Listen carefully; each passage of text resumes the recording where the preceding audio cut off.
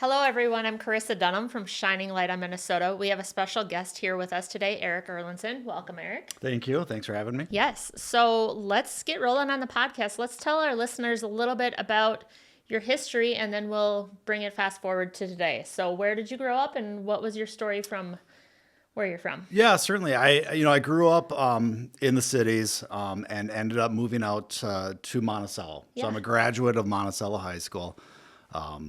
So western suburbs, and parents. I have one older sister, but graduated from Monticello, and then went on to college. Yep. In which my educational path was more about following where I was going to play baseball in college, and less about what school I went to. Yep. And that kind of brought me back around to, that.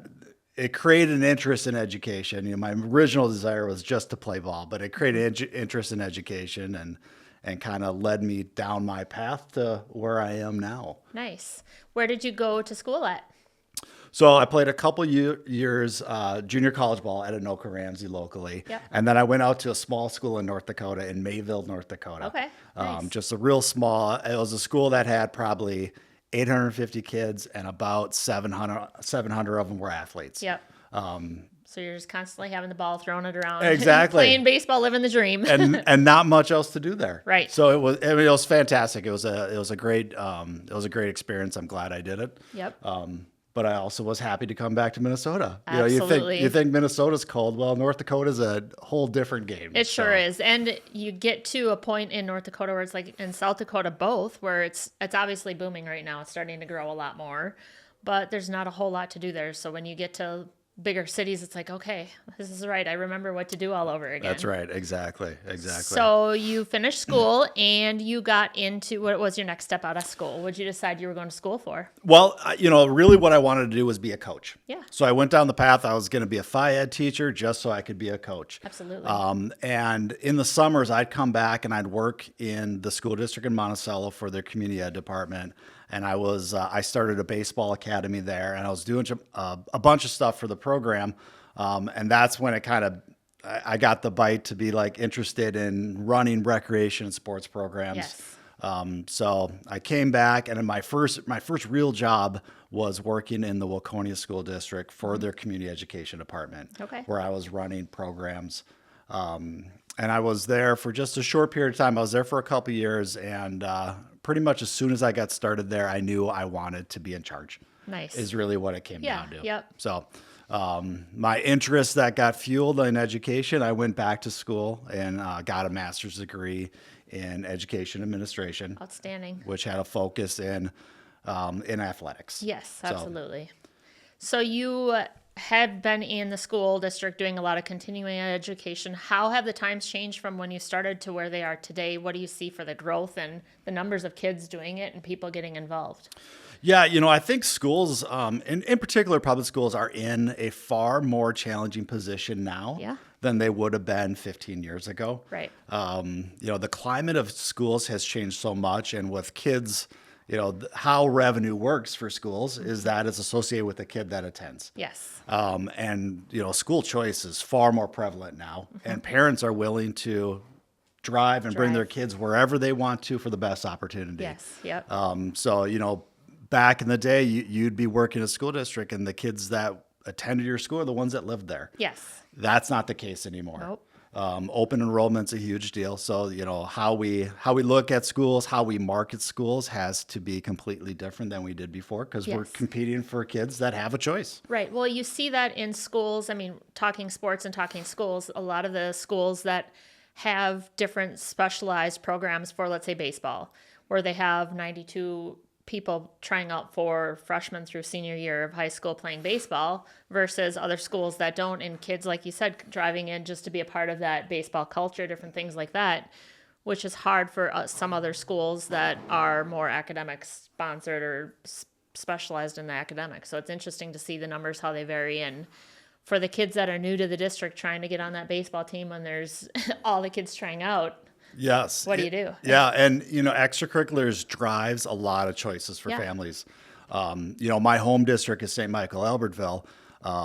their high school just won the state wrestling tournament, Yeah. second year in a row. They've been a perennial powerhouse. Yep.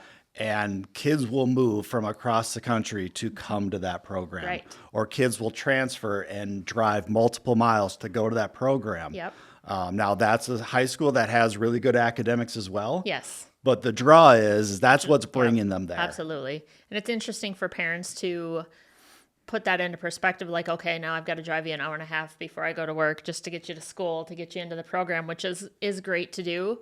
But at the same time, if you want to continue the schools in the other areas and have them excel in certain sports and different things too, why not have them try doing it in their own district where they live, you know? Yes, there's always been that piece where students, like transferring and going to a private school. Yeah. That's always been there. Yep. But now the ability to transfer from public to public Yes. is really common. All the open enrollments. Yes. And that has a huge impact on schools. Right. Every kid that transfers out costs that school $8,000. Yep. You lose 10 kids, that's a teacher. Yeah. Well, I know, like, even the district we live in, which is Blaine, I mean, we have 3 school districts right in our neighborhood that we can choose from. So it's like, do you want to go to A, B, or C? And it's interesting to see the different choices that people make in the neighborhood. But then you have people coming in from Coon Rapids and all the other areas just to come into the school district too. So when someone says, hey, I'm going to go out and play baseball with somebody, it's like, okay, am I going to drive you an hour to go play baseball with them, or what it is? So what do you see as far as academics go with students playing sports by the time they're seniors? They kind of get burnt out these days, where they used to back in the day, probably when you played sports, I played sports. Like, that was their dream, to go on and play college ball and to go on and kind of make a name for themselves. Now they're starting to pull back with some of the colleges, and as important as it was, getting into the trades and different things too. Yeah, I think a lot has changed on that landscape. The emphasis that, in essence, our country has on athletics, the number of kids that not only just participate at high school level, but that participate at like high level travel programs. Yep. By the time these kids reach graduation, they've probably played somewhere between 4 and 5 times as many games as that we would have ever Right. played. Yep. I think about my son. He's playing at the collegiate level for lacrosse. Yep. But he has a number of kids that he played with that went to D1 schools, and as soon as they got there, they were done. Right. They kind of accomplished the goal, but they were burnt out Yes. on wanting to continue to play. Yep. The other side of that too is, if you do go for sports versus academics, something happens to you, then your scholarship's going to be gone too. You got to have something else to fall back on. I know coaches and a lot of programs are really strict on doing extracurriculars or doing co-ed leagues, things like that, different intramurals while you're playing the sport, because they don't want you to get injured. So there's that side of it too. When you want to go into school, you're not sure what you want to go for, you want to meet new people. What other way are you going to meet new people if you're not out trying new things? Yes, and if you look at it, especially the Division I level or Division II level, Yeah. the amount of commitment that's required Yes, for yep. those student athletes Right. is extreme. Yep. So a lot of those other pieces they don't get to participate in. Right. Well, I do know that, I've seen and noticed even in my day, I played D2 golf, went on to school, was supposed to get into different programs, but the way kids practice versus they just want to go out and play these days, they don't want to put in the time to practice. They don't want to go through the routines and all the drills and everything else that's needed. They'd rather just, let's go play a pickup game and not put in the time. So it's interesting to see that aspect changing too. Yeah, and it's, and I don't even know what the right answer is, Right. but oftentimes when you look at it, I look at the same thing, the things we did with our son Yeah. during his development. Oftentimes, even from a parent perspective, it felt like this is way out of balance. Yep. Did he love playing? Sure. Right. But, it's one thing to be in the backyard grinding and practicing versus, like the lacrosse world, especially Minnesota, you're on airlines. Yep, absolutely. You're flying across to, the country. I'm going to New York, New Jersey, Exactly. wherever it may be. You're Yeah. going to Maryland. You're going to play 5 games in a week, and Yeah. you're going to fly back. Yep. Being someone who actually did that, it's like oftentimes we're like, hey, what are we doing here? Right. 12 tournaments a year and you're flying all over, and it's like, these aren't vacations, these are just getting the kids to and from the tournaments. Yes, Yep. yeah. It oftentimes, I used to fly a lot for work as well. Yeah. Sometimes the tournament just felt like business trips. Right. Just get on the plane, the routine, just get on, go, get it done, and fly back home. And as a parent, you're like, well, I hope we're doing the right thing. I hope we're, like, Yep. we'll find out down the road if this was positive or negative. Yeah. But I mean, the other side of it too is people don't understand, even at a professional level, when you're playing a professional sport, like let's say you're a golfer, you're playing golf Wednesday, Thursday, Friday, Saturday, Sunday, you get on a plane on Monday, flying out to get there Tuesday and practice rounds start, practicing everything. You're 7 days a week flying and trying to live that life. I mean, think of it at high school level, like all the flying, everything like that. Then they have to come back down, do their homework, whatever that may be. Now that they're in school, that's great. But when they weren't, it's a different culture. Like, Yes. Yeah. We were just at a weekend thing for lacrosse, and I see all these college kids. They're playing 2 games over the weekend, kind Yeah. of a back to back. In between games, there's laptops out everywhere. These kids are Absolutely. grinding. You Yep. know, my son and a number of kids on team, they're engineering degrees. Well, they don't have the option of just taking that weekend off. So, Right. You and got to do it and figure it out and fit it in wherever you can. Yeah. exactly. Yep. Yep. So what do you see as far as the education side of things and community education? Are the community education numbers up, or are they down a little bit? You know, most community ed departments for school districts, they really serve a few different functions. Right. Oftentimes, you're the component that helps schedule the facilities. Right. Yep. So outside user groups want to come in and get gym space. That's a big Absolutely. function of what Yes. community ed does. And then that other piece is creating programs. And, back in the day, you would look at it and we'd be creating enrichment and recreational Yeah. opportunities. And kind of the landscape of community ed has almost shifted where childcare is a huge component of what we do. Right. Nice. I was just working with our team. We have coordinators that handle a number of different areas. About 62% of our revenue is from childcare. Yep. So that's really where it has shifted, where maybe that would have been the classic ceramics or basket weaving, Right, the, yeah, or the whatever, joke, maybe, whatever yeah. that might have been back in the day. It has really shifted to really essential services for working families. Right. Do you see a lot of numbers like in the school districts, things like that? Obviously, people are coming back to work a lot more, which means childcare numbers are going to be going up. Obviously, that's going to be changing even more in the future with people having to go back to the office now too.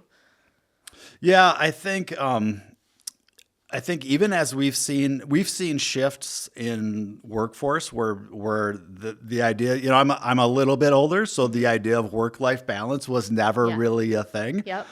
So even at times when I'm working with younger employees, I have to think of that in a different frame. Right. The ideas about work are different. Yes. But we're still seeing the same thing, where a greater demand for childcare, even though Yep. many families aren't working as many hours as they once did. Right, So yeah. it's a kind of a unique dichotomy, but Yep. but the demand for childcare services continues to be very high. And it's going to probably keep going as you grow and everything like that. Within the school districts, I mean, it's interesting to me as a parent, obviously, having multiple kids that have gone to multiple different districts.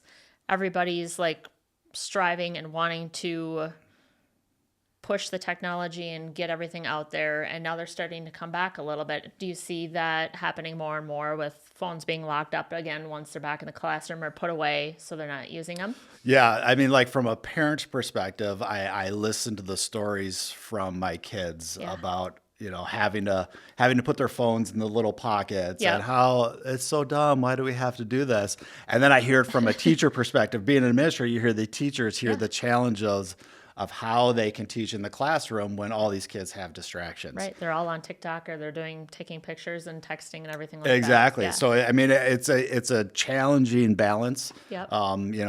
Kids now have been raised in an environment where this has been part of their world the entire time. Right. They don't know any other way. Right. And a lot of teachers have been in a classic stand and deliver mode where they had kids with books open staring at them. Yeah. Yeah. That is not the environment in which they teach anymore. No. I mean, it was interesting even when, like, let's say TikTok was down for whatever it was a day, you see all the kids and all their friends completely having, like, oh my God, the world's ending. Like, TikTok's down. Yes. What are we going to do? Yes. Imagine them going back to our day when we didn't have cell phones or didn't have them as easily accessible. Like, you have to look something up. You have to find the answer. You can only take the test once.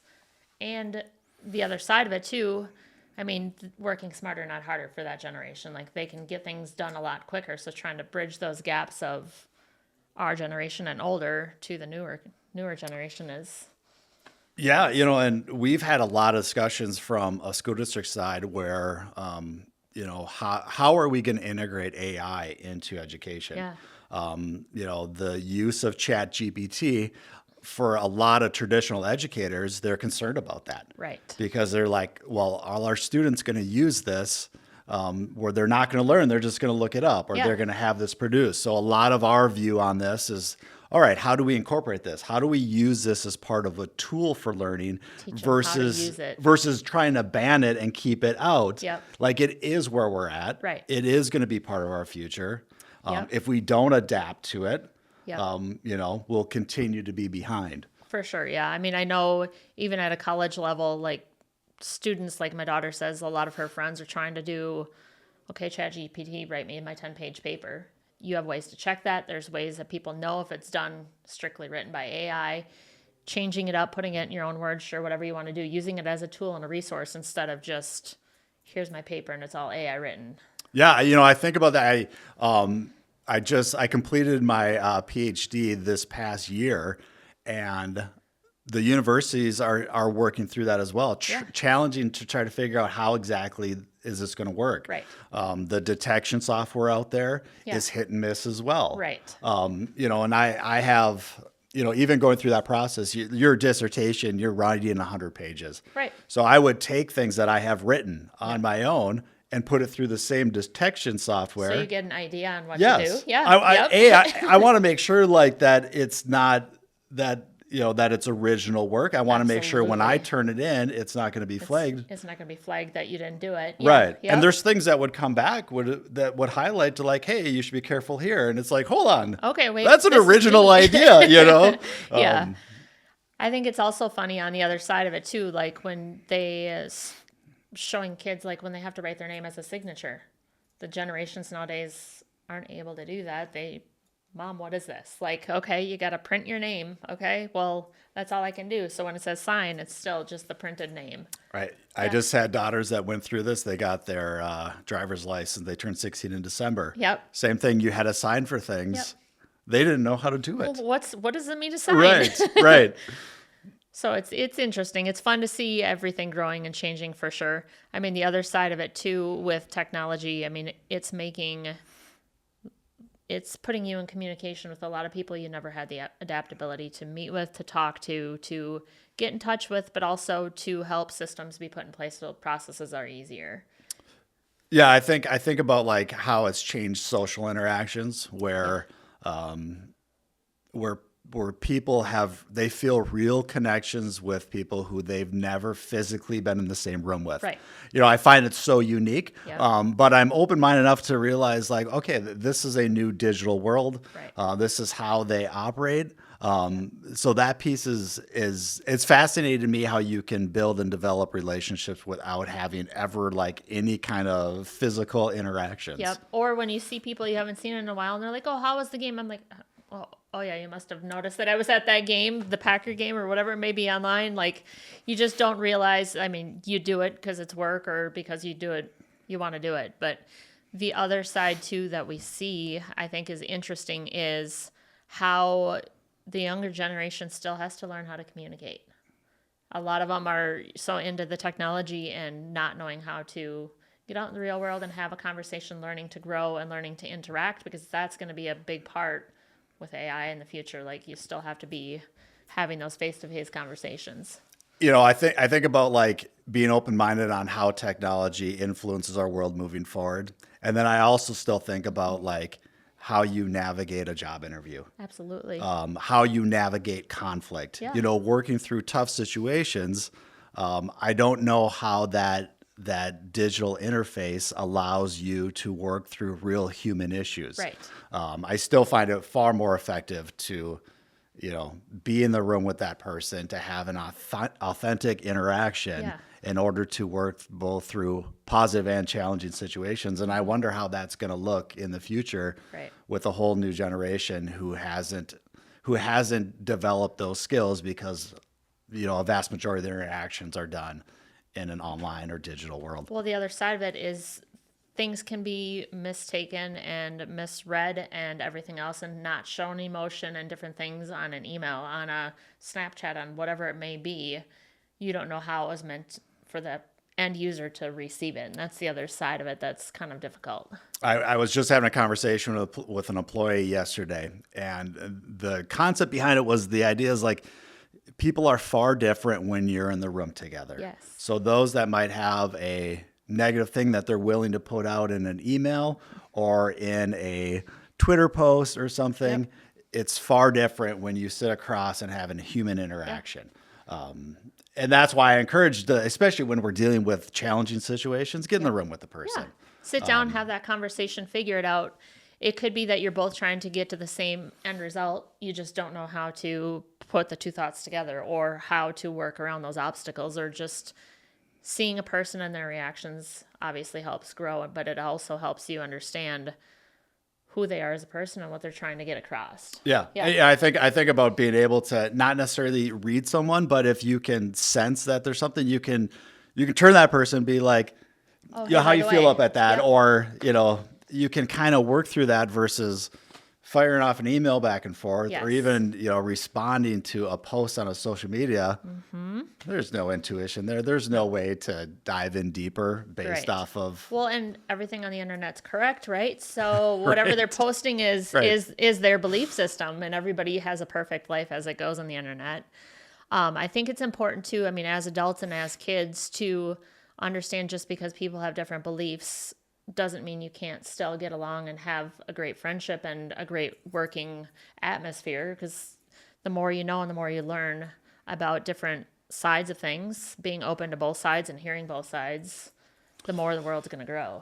Yeah, I mean, certainly in the last however many years we want to go back, but there's been this piece to want to affiliate with a certain, either a political party Yeah. or a certain ideology, which then you lose the nuance of certain belief systems when you connect yourself solely to this. Right. Because now everything associated with that is who you are. Right. And it's been far easier for people to be like, are you This or this that. or Yeah, that? right. And then we lose all that middle ground. Yep.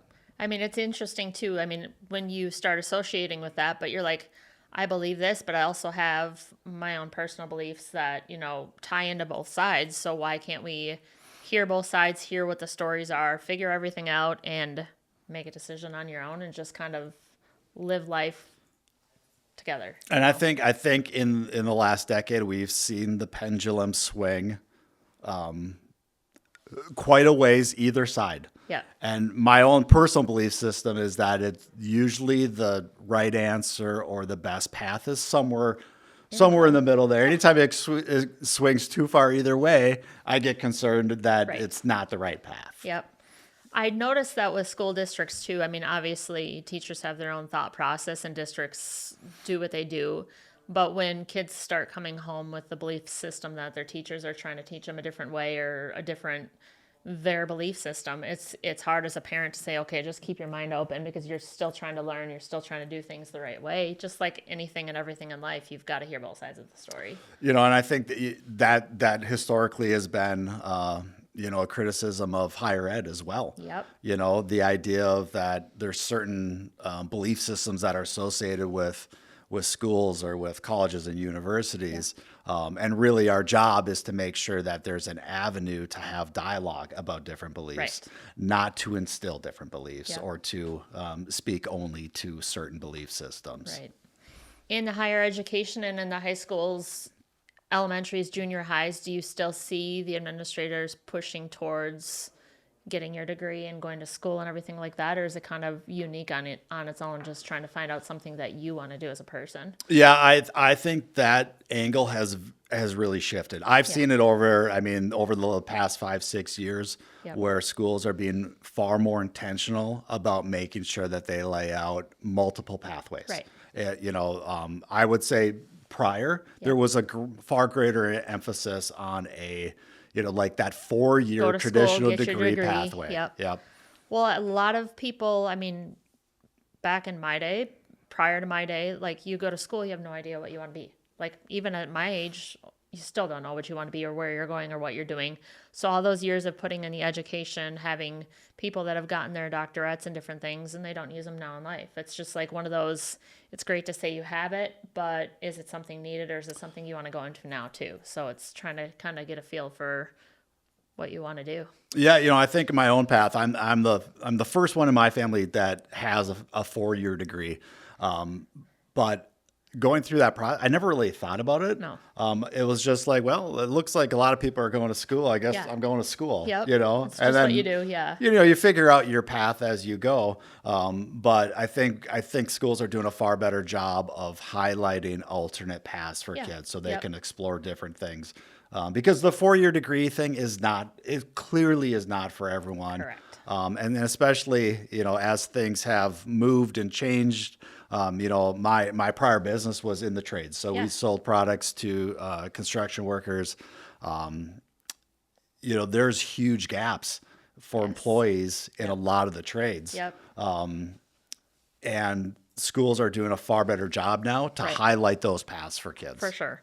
I mean, what I've noticed, obviously, being in the trades, we had Women in Construction Week last week, trying to educate people on just because you're going to go into the trades or you're going to get into construction doesn't mean you're going to have a hammer. You're going to get dirty. I mean, there's law degrees, there's human resources, there's marketing. I mean, you could go to school or get into the trades and get into a construction company and be like, wait, this isn't what I thought. A lot of people out there don't know all the different avenues for construction and all the other trades that are out there. It's not just I'm going to have a hammer or I'm going to go on an excavator and start to dig. If that's not for you, there's a lot of other fields out there for it too. Right. And I think back to, some of like the best leaders I encountered or some of the smartest people I've encountered were those that were like running job sites. Yes, absolutely. Well, these are people that came out of high school, Yep. got a job as a laborer, Yep. kind of worked their way up. For sure. And now they're in management and leadership roles. Mm-hmm. So it isn't just a pathway of like, hey, you got to go to college in order to get Right. this degree in order to do this. Yep. Some of the best leaders I've encountered are those that came right through, straight out of high school, worked their way For through. sure. And there's a pathway for that as well. Yep. And it's being able to learn the routes in any trade or anything that you do. You've got to be able to wear multiple hats and try new things. That way you know what you like, what you don't like. In any job, it's how many hats can you wear and what all can you do, but also know what you're good at and what you want to do. That's the other side of it. What you aren't good at, find somebody that is. And I think that's kind of that key is that piece of like, when you can combine something that you're interested and passionate about, Yes. as long with maybe you have some natural ability in it, Yep. and then you're willing to work at it. Right. You put those three together, and you can achieve really high levels. For sure. But it's usually those pieces have to come together Yep. for you to be at a high level in your chosen field. Yep. You also have to be willing to grow and change. And I think that Yes. some people get monotonous or just go through the process and do what they do every single day. But the ability to adapt and change and want more and to try to figure out what's the next steps, how am I going to get there, and not stop learning. Just keep educating. You see it all the time where people get into an industry, and regardless of industry, I think it's all the same. But Yeah. people that stop evolving then get left behind. Right. And if you're open-minded enough to continue to look at ways to do things differently and to progress, you'll be fine. Right. If you want to dig your heels in and say this is the way we've always done it, then the train just keeps getting further away from you. Yep. Well, I mean, you see that even in the economy with first owned, like you have the farmers, you have the business owners, everything like that are dreaming and planning of handing their business down to their kids and their grandkids, and kids and grandkids don't want anything to do with it too. So we're at that stage where they're looking to now sell their hard-earned business that they've lived their life for, no matter what it is or what field it is, because they don't have any other options. They're getting to that retirement age or whatever it may be. Yeah, I started my career out in the education setting, Yes. and kind of halfway through, I left education, went in the private sector, and that was for that exact reason. Right. My dad owned a small business, and he was in that same position. He had no idea how he was going to get out of it. Right. So I came in and bought that business from him, and two things happened there. One, He was open-minded enough to not say, this is how we do it, this is the only way to do Yes. it. He was able to step away from that and knew that a new lens was needed. Right. But the same thing, I took that business over and went through that process, built that business up, Yeah. and sold that business off. And the same thing is like, I was lucky to find someone who, I had built a decent sized business that we had people who were interested in. Yep. But there's a whole pile of people right now that don't have that. Right. They don't have anyone who's going to buy it. No, It's not right. an asset that someone is willing to come in and put in that type of work that you Yes, need right. to run your own business. Yep. And a lot of those small business that are the core of our economy and really kind of the lifeblood of what American business is all about, a lot of those are going to disappear. Right. Or they're going to be gobbled up Right. by big corporations and then turned into something that they weren't before. What do you see for schools? I mean, they're obviously changing, and so are businesses, but you're starting to see more robotics and more STEM and more different avenues where you're not having the home ec, but some of the things that they used to teach in schools, how to finance, how to do taxes, do different things like that. Do you see a shift change coming back to kind of full fruition and going back to what they used to have, what they need, or? I think I've seen some of that. I mean, I think the home ec's a good example. Yeah. Home ec has transitioned to what's called FACS, family and Right. consumer science. Yeah. But in a lot of districts, you might have had 2 or 3 teachers that taught those subjects before. Yeah. And now you have one teacher that's maybe half-time or a 0.8 Yep. FTE. So a lot of those areas have shifted. Yep. But I have seen other things come back. Right. I've my own kids have gone through like personal finance classes Yeah. where they're talking about like how the stock market works Right. and some of the basic things How to about save and what to save. banking. And Yeah, basic exactly. Stuff. So that's a nice transition. For sure. And I look at it the same way as I think some of those classes traditionally might have been for those kids who weren't college bound. Right. And now it's far more spread across, like every kid can benefit from this. Yes, So definitely. the schools are doing a better job of marketing that, saying this is a valuable class no matter what your path is. Right.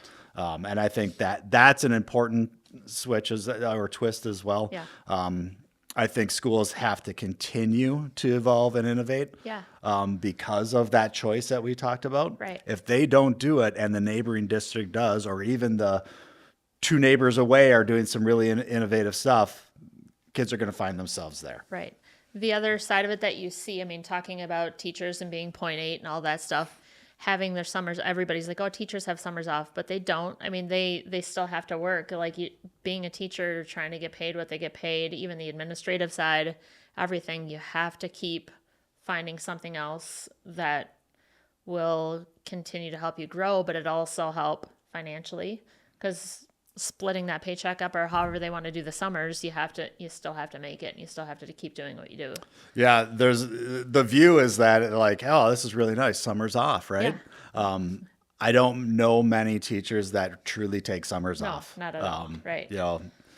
Right now we're planning our summer school program. Yep.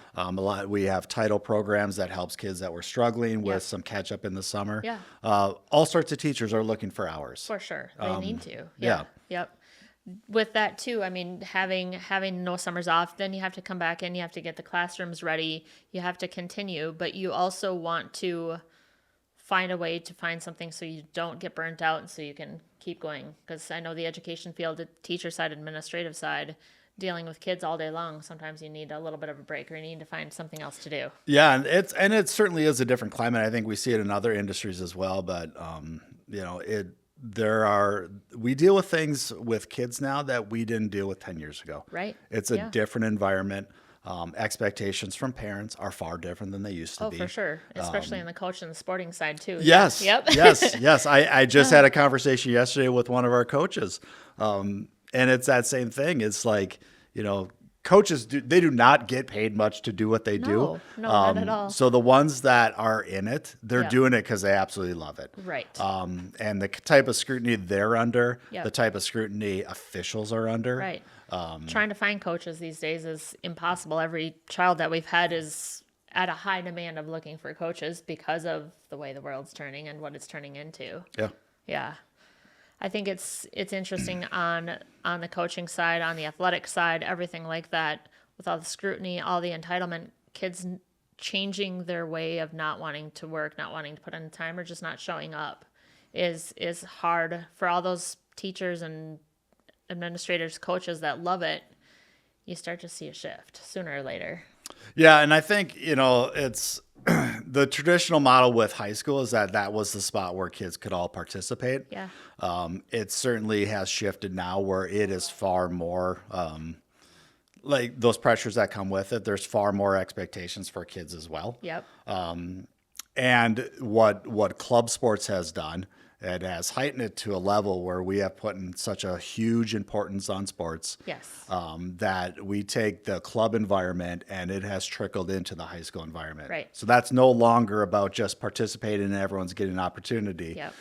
There's far different expectations there now. What about for the children and the families that, I mean, obviously the club level is awesome and amazing, but the cost is up there a little bit too. So we're starting to see kind of a hit on people that can't afford it and can't do it, and their kids still want to try to play and want to go out for the sports and do the things, but they just don't have the money to do it. Yeah, I mean, the notion of pay to play has always been out there. Yep. But now that is at extreme levels. Yep. There's especially in our state, you can look at hockey and be like, oh my gosh.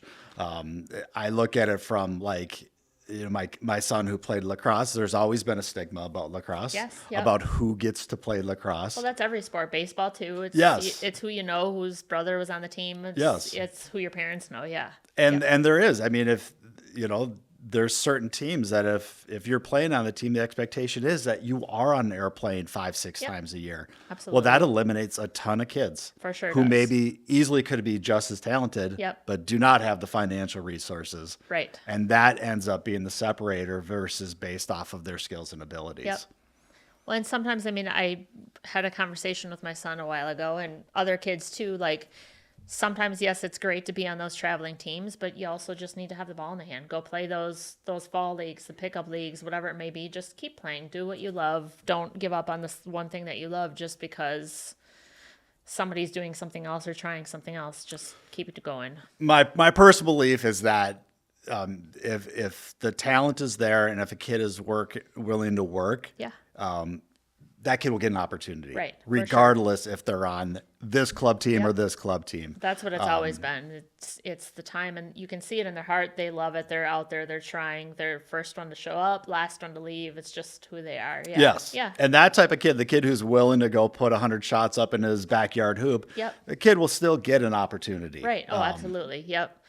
Do you see with schools obviously changing technology-wise, with teachers-wise, having a little bit of a shift of going back online, or do you think that it'll always stay in person, things like that, or having options to do both? I don't see it going back. Right, which is good. Yep. So I mean the shift, from a school district, and this is where from a public side, you have to be very cognizant of it, because if a kid that lives in your district now goes to an online school, that is no longer within your district. So the funding leaves with that kid. So a lot of districts have gone to incorporating their own online school.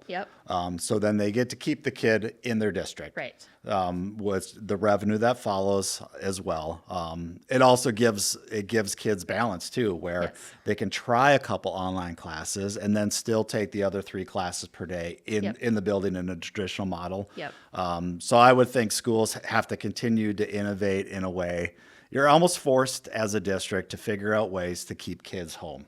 And either that's having different or unique programs, or giving versatility when it comes to both in-person or online offerings. Well, there's definitely something to say. I mean, even going back to my daughter who's in college, different kids having that in-school meaningful relationship with the teacher, seeing how it's done, kind of the hands-on learning, going back to you want to see it, have them write it down, have them do it however they do it in person versus online, and just have it all laid out for you. Yes, sometimes it's the muscle memory that sticks. It's the little things that you need to see to understand. Yeah, I see it both from the school side as well as the parent side. I have daughters that do both. Some online courses through their district as well as in person. From a real traditional viewpoint, I look at how some of the classes are structured and think, Yeah. well, how does this transition if they do go on to college? Right. How does this transition? Yep. Universities still have a lot of the stuff that they do is in person. Yeah. So you kind of weigh out that value of like, is the in-person better quality education versus online? Yep. Sometimes I get stuck in my own mind thinking back, and I think, well, there's got to be a higher value for that in-person class. For sure. Yeah. But where it's shifting and where it's going, Yep. there's going to be both opportunities. Right. And at the university level too, I mean, that is a good point, but there's certain things, obviously, like if you have a lab, you need to see the lab in person. You can't just have it broken apart on screen. You want to see the chemical explosion or whatever it may be in person to see how it really works and what the fundamentals are, different things like that too. I think about some of those too. Like my wife's a veterinarian. Yeah. And I think about like, you can only do so much. At some point, you still have to, you have to cut into that cadaver. You gotta make that incision. Right. Yeah. Yep. And even though, I met with a local hospital and they're talking about some of the equipment that's coming in and a lot of it, surgeons are no longer touching the patient. Correct. They're operating the robot to cut the patient. Yep. So it is continuing to evolve, but Right. That educational piece, there still has to be that foundational piece, and it certainly can't all be a virtual world because regardless You of still have to have someone overseeing the machines. You still have to have somebody there. You Yes. still have to be that person. And I think that's what's important for the kids and for every generation. No matter if it's robots, if it's AI, if it's technology, you still have to be that person. Like if you're going into school for nursing or a doctor or whatever it may be, you still have to face those patients. Right. So it's important. Yes. What do you think is coming up down the line for schools and technology and the way the growth is going? I think schools are going to continue to battle that piece of where resources go. Mm-hmm. When I think about where we need to meet where the needs are now, Right. with limited resources. Yep. It's a tricky balance, and Right. there's a lot of discussion out there right now, both at the state and federal level, of the dollars and where it's going to be when it comes to education. A lot of discussion right now about federal government and their role in education and Yep. pulling back some of those resources, and school districts in general. I mean, and a lot of businesses as well, but about 80% of what you spend is on people. Right. So when we talk about some of like the capital expenditures needed to Yep. bring in new technology, Right. sometimes those resources are pretty limited. Right. But the kids still need the Chromebooks. You still need to have the smart screens. You got to have all of that to keep growing and keep those numbers up in the district. Otherwise, if you don't have it, who's going to want to write on a chalkboard when the next school has the smart technology? Yes, it often feels like you're playing catch up, Yeah. trying to get to where things are at, even Yeah. though things might be 5 years ahead of that already. Right. And I don't see that. I don't see that challenge changing. No. Let's pivot a little bit. What do you see with safety measures at schools? There's a lot of things going on in the world, obviously, that are happening with keeping the kids safe, trying new things. Where do you see that shift in the schools around here? Yeah, there's a lot of discussions about like how do we have a secure building, Right. And what that means from district to district can be very different. Absolutely. There's a lot of discussion about secure entrances and how do we handle people that come in and out of our buildings. Again, I think the resources needed to do it with fidelity Right. probably aren't there. Absolutely. So as districts, and I've seen it, I've worked in 7 different school districts. I've seen it from a lot of different levels. Yeah. There's emphasis on how do we make our buildings secure Yep. with the resources that are available. Right. In a perfect world, Yep. you could lock down buildings in a far different way. Yep. But the expense associated with that is it's just dollars that aren't available out there. Well, the other side, I mean, we do a lot with safety, security, with schools, with government agencies, different things like that too. So we see that side of it. But you don't want schools to feel prison-like either for those kids, and that's the big side of it too. You have all the mental health, and you have all the technology causing the mental health, so you want to keep it free and flowing and positive and keep them going. You don't want to feel like they're locked in or that they have to go through all these machines to stay safe. And so we're seeing a lot of shifts in how can we change the school to make it more friendly and open for those students too. Yes, yeah. There's simple things you can do. We're implementing a door system that just allows us to control when we unlock and lock doors. Yep. That doesn't necessarily change. There's not metal detectors, Right. but there's things that we can do within our capital budgets to bring in greater levels of security. Yeah. But the prevalence of where school shootings have been, and some of these things have hit pretty close to home. Oh, yeah, for sure. But the ability to react and to like fully implement safety measures is challenging. So Yeah. schools are forced to kind of do the pieces that they can, Yep. to address areas that if there's weaknesses, they try to address those in ways that they can. Yep. But each district is, depending on their philosophy and how their buildings were originally constructed. Right. Some of these buildings, you're No taking matter what you something do, that you're going to have bricks that are going to fall apart before Yes, anything else. yeah. You can just kick those in. Not every district has the ability to be working with buildings that were built in 2020. Right. We're still operating with parts of buildings that were built in the 50s, 60s, and 70s. Yep. So retrofitting those types of buildings to meet today's security needs are more challenging. Right. And I think with the shift of just the students in general coming out more, talking about how they're feeling, seeing where they're at, obviously things that are done online don't disappear. They're there. Like they're seeing it every day. It sticks with them. Nothing disappears that you type on anything. But to just help navigate and get through what the daily struggles are and what's up next, what they're coming up against next is important too. That balance of, the safety precautions are more of a reactionary piece versus like, how do we focus on kids' mental health? What are things we can do to work with kids before this gets to the point where we to have that to rely extreme. on our safety measures. So it's finding that right balance, and certainly that if you look at that's a far greater challenge For to sure. deal with the complexities of what kids deal with these days. Yes. And Yep.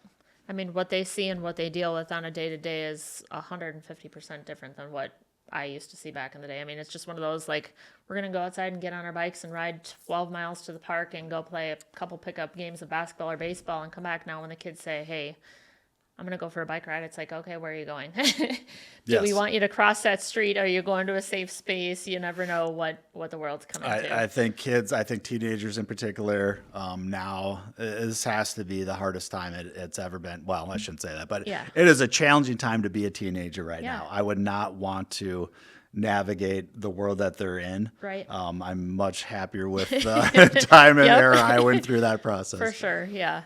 I mean, it's fun. It's ever changing. Obviously, technology, the world's coming to what it's coming to.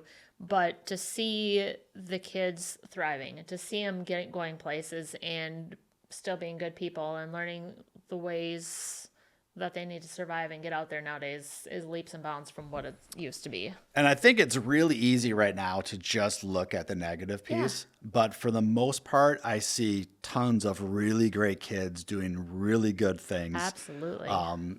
So when I think about it, I think positively about what our future will be. Yeah. There's times where it's scary to navigate, like, how does this play out? Right. I still have faith that, in essence, most people are good. Right. And these kids are going to turn out just fine. And our Absolutely. future is going to be okay. Yes, And I see way more of that. And I think in order for me to like go through this process working with kids, you have to believe in the best in people, and you have to believe in the best of the next generation coming behind us. And teaching them that things will be okay, just like you said, staying positive, finding the good in the situations, trying to be optimistic in a world that's kind of not as optimistic as you want it to be. Do what you do. Be you. Try to figure things out on your own the way you want to figure them out. Everybody learns differently. Everybody acts differently. So try to find what's best for you. Yeah, and I think like what you mentioned earlier, the idea of making sure that kids are exposed to many paths. Yes. Like Yep. that's our job. For sure. That's our job to expose them to all the different paths Yeah. versus steering them in any certain direction. Yep. Because there's no two kids that are the same. I mean, even when you have your own children, one's into sports, one's into cooking, one's into music, whatever it may be. You just never know what they're loving, what they want to do, who they are as a person. From a personal philosophy, I've always been more of a nature versus nurture. Yeah. That a lot of the kids show up they are who they are. Yep. And then after having identical twin daughters, Yep. that couldn't be more different. It like kind of reinforced my own belief Right. system. Yep. But those kids show up who they are. They get to develop as they go, but they have their own sets of thoughts. They have their own interests, their own abilities. Yep. And to think that we can squeeze them all into a certain box or send them all down a certain pathway would be irrational in our viewpoint. Yes. So. Yep. And it's important though too to keep them motivated. It's like I don't care what your belief and how you want to do it, but let's do something. Let's get out there and try to do what you enjoy to do. If there's something that's driving you to the next why or getting through the day or whatever, let's figure it out. Let's go do it. Yeah, I think kids, I think everyone, not just kids, but get idea that, how you're successful in life is to go from point A to point B. Yep. And I think any time that path gets crooked is that people think they're off the wrong path. Right. Truth of the matter is all of our paths are that way. Yes. You Yep. don't go from A to B in a straight line. And you learn more from those off-road side roads than you learn just kind of staying in your lane sometimes. Yes, Yep. exactly, Yep. exactly. So what do you think for, as far as, obviously we were talking about the A to B and different paths, things like that. What do you see coming up in the future for your own kids, for the generations, as far as colleges? Are they going to start to slow down? Are they going to continue on the way they are? I mean, I see a lot of schools that are starting to kind of shut down and try different things and pushing more online. Yeah, I think, it's even be outside of the school side, if you think about like how worlds operate in like the traditional brick and mortar Yep. type of world, I think you're still going to have a core of colleges and universities that will be there, Yeah. a physical location. But as we've seen, even on the private business side, look at what Amazon is now. Right. Yeah. Although we visualize this as taking place out here, Right. Versus at the storefront.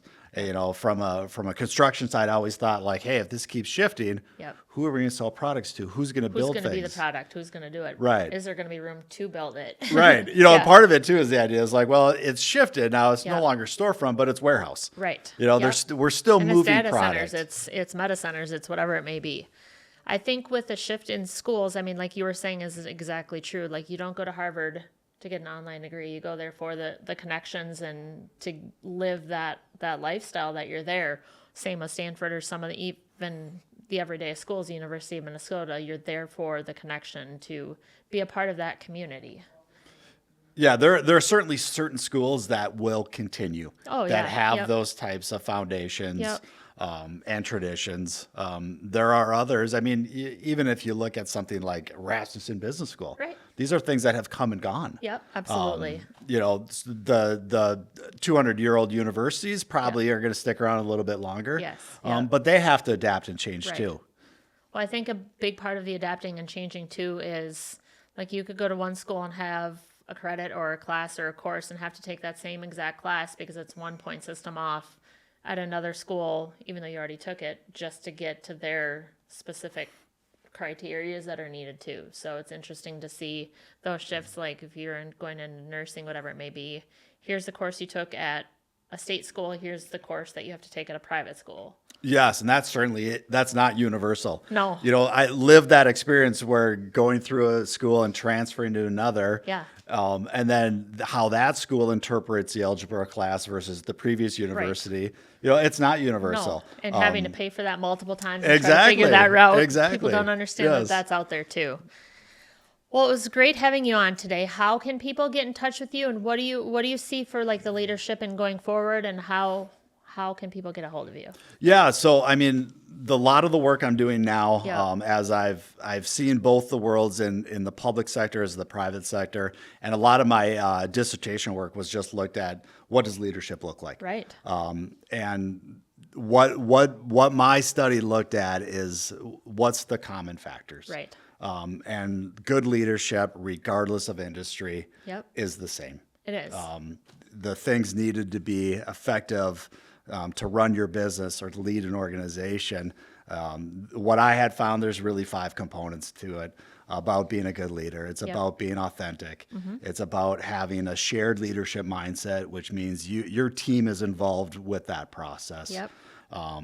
It's a servant mindset as well, is that really good leaders are servants to the people that work with them. Yes. And then the other 2 components is good leadership is about coaching, where you're always thinking about who's next, Yep. how can I help develop them, Right. and then any good leader has to have a component of transformation. Yes. So if you're not elevating your business, if you're not changing your business, you're not going to be as effective. And that's the core of what I do as a leader, but it's also Yep. the core of what I do in my consulting practice as well. On the way up from the consulting, you've done some mentoring. Who are some of your favorite people that have brought you to where you are today? I think back. It's funny because there's a couple things that I think about. I had a baseball coach that was really influential, and the things that he always used. The one thing I took away from it, he talked about having 3 types of people, and he had used it in a baseball context. Yeah. But it was, you're either a marshmallow, you're a jelly bean, or a rock. And he had said that you can move one level. So if you're a marshmallow, you become a jelly bean. Yep. But you're never going to become a rock. And the context behind it is that, as a person or as a leader, that substrate is who you are when the pressure gets hot. Right. So when it gets warm, marshmallows melt. Yep. Jelly beans will hold on for a while and eventually will melt. Right. But rocks get stronger and harder with heat and pressure. So that's been a big influence for me. Yeah. And then that other component, I had a job interview when I went through, and I was going through this process, and I had the same question. They asked me about my leadership background, and I had referenced my parents. Yep. And I was in an interview, and I was getting the job, but I'm getting emotional Right. thinking about that foundation. But I think about that. My dad is a Vietnam veteran. He earned multiple Purple Hearts. He's probably the most generous person I've ever met. Yep. He thinks the best of everyone. And, he had a tough upbringing. Oh, for he had, sure. Being drafted into the military. They didn't want to go. They weren't welcome back. Exactly. My father was a Vietnam veteran as well. Yeah, Yes. and he lived with that guilt coming back for 30 plus years. Yeah. He didn't get to talk about being proud of being an American or being Right. a military vet. And they didn't get to talk about their feelings when they got back either, because that Exactly. wasn't a thing. And it's just now starting to come to head, all the PTSD, everything like that. From Yeah. It. Yeah. But it's that foundation, and really what it comes back to is that, it's that piece of being authentic. It's about, there's a lot of different styles that you can have to be a good leader. Yep. But owning who you are, being authentic in your relationships with other people, with your staff is really the key component of how you're going to be successful. How important is it these days for the younger generation to have mentors and have people that'll grab them and say, hey, let's do this. Let's go along the way and let's follow in these footsteps. And I think that's probably one of the biggest gaps. I'm working with a state association in which we're focusing on leadership development. Yeah. Because so many people end up finding themselves in a position where they're leading other people Yeah. and don't have the foundation Right. and don't have someone that they can talk to about leadership. Right. So the mentorship piece is huge. Yep. And we've had a lot of discussions about higher ed. Yes. You can go through. You can get your 4-year degree, a master's degree. You can get a doctorate. That does not mean that you're going to be an effective leader. Right. So without mentorship, without having other people to talk about ways to deal with difficult situations, Yes. it's a key part about leadership It is, development. and I feel like a lot of people these days there's a lot of people that are marketers. There's a lot of people that are life coaches and that are trying to figure out the world.